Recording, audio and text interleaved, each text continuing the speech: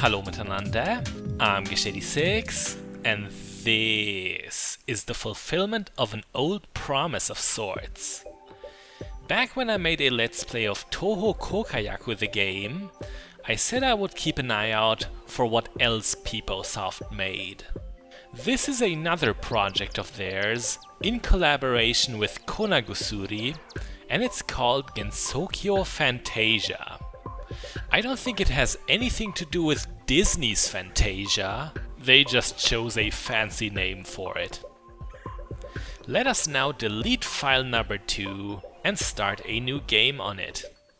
Before anything else, we are treated to a short cutscene. I've deduced the plot of this game to be pretty casual, nothing too epic, but it has other strengths.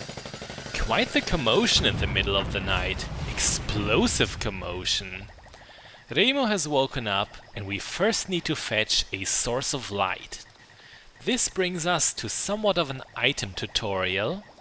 Once you've found an object, it'll be in your inventory on the lower right.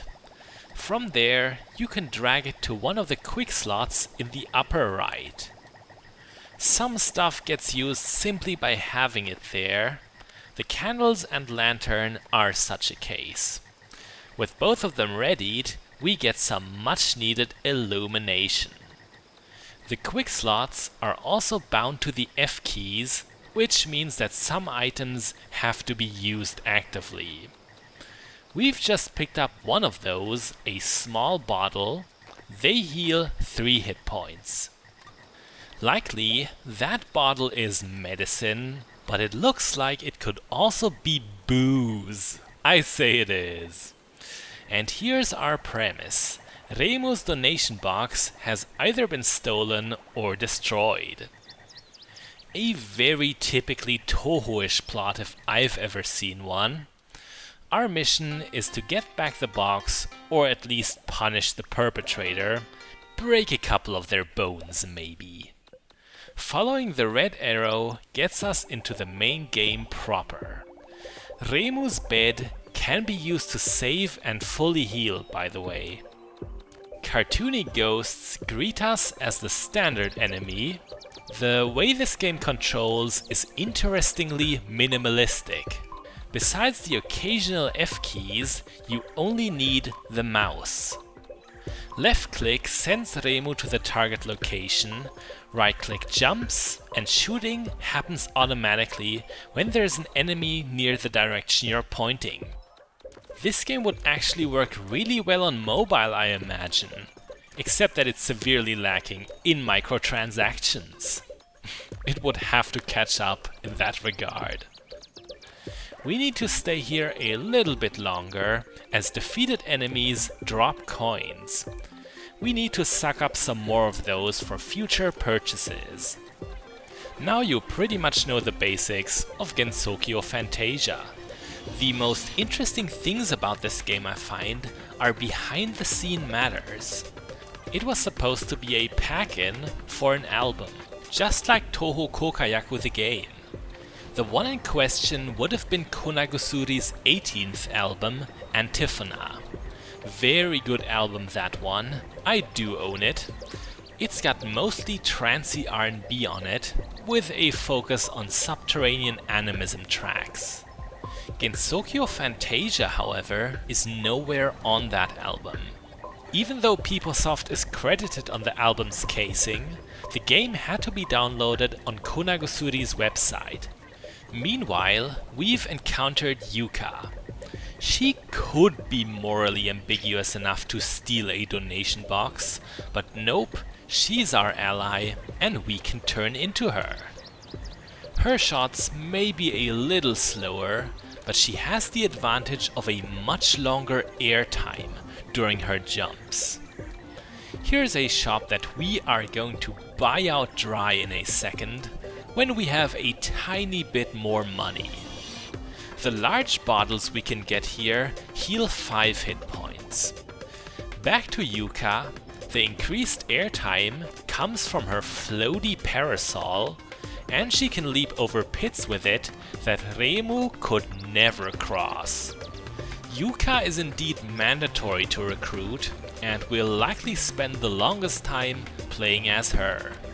Reimu has been more or less ditched. There are 5 characters in total, and some of them are doomed to get very little screen time in this video, but I'll at least show you where all of them are. Burning Yin-Yang orbs act as save points. You activate them by double left click, but they can be a little stubborn. Sorry in advance if I ever struggle with one of them. We've arrived at a new location, a river. Being in the water slows our movement, making us easier prey for the many ghosts. On the subject of environments, there are weather effects featured in this game. Right now, we can see strong gusts of wind whipping about. Sometimes there's pouring rain, and on this particular map, it's very often foggy. I am very glad it wasn't, as it's not easy to see in those conditions. On top of all that, there's also a day and night cycle. With the exception of the intro scene, which will always be at nighttime, the game checks your computer clock to decide on how bright things are. The top left corner shows us it was 6 PM at the time of the recording, on a way too hot September day. Obviously, this still counts as daytime. Kept in this chest is an item that looks like a framed fireball. This will power our attack, so long as we lock it onto one of the F keys. You don't need to activate it, neither will it get used up. It's fully passive, so long as it's there. And here is a terribly overpriced shop with more items like it. We can't dream to afford any of them. They're meant for when you have already beaten a boss.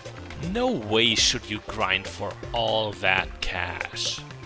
Back once again to things like weather and time of day. The greatest strength of Gensoukyo Fantasia is the atmosphere it creates. It definitely succeeds in giving you a calm, idyllic feeling, not just by graphics alone, but audio as well. There are 3 volume sliders on the right. Music and SFX are to be expected, but the third is for ambience. Birds can be heard chirping, crows cawing, frogs croaking. It's super pleasant and makes the whole game lively. Now we're in a different place altogether. This is the Forest of Magic, easily the most perilous area so far. I have no idea what that crazy frog was going on about, probably nothing important.